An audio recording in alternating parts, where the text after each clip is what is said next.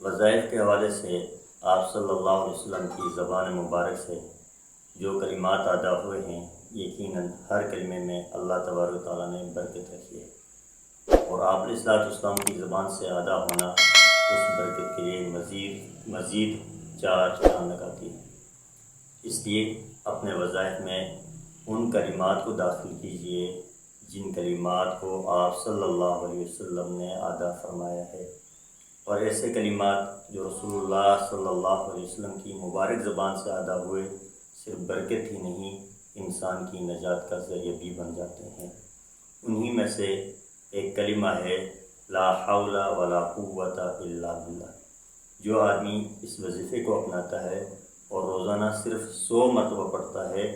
ایسا آدمی ہر قسم کی پریشانی سے نجات پاتا ہے، ہر قسم کے دکھ درد، یہاں تک کہ کئی بیماریوں سے اسے نجات حاصل ہوتی ہے۔ اور آپ صلی اللہ علیہ وسلم کی حدیث کا مفہوم ہے کہ ایسا آدمی مضر تکلیف والی سخت ترین بیماریوں سے نجات پاتا ہے،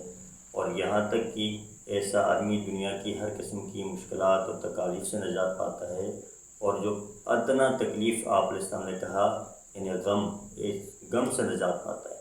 اندازہ کیجیے غم کوئی چھوٹی تکلیف نہیں، لیکن اس وظیفے کے پڑھنے والے کے لیے ادنا تکلیف غم قرار دیا گیا ہے۔ اس کا مطلب ہے کہ اس وظیفے کے پڑھنے کی وجہ سے بڑی بڑی تکالیف، پریشانیاں، مصیبتیں اللہ تعالیٰ تمام سے انسان کو چھٹکارا دیتا ہے۔ اس لیے اس وظیفے کو بھی اپنی زندگی میں داخل کیجیے، اور روزانہ صبح یا شام،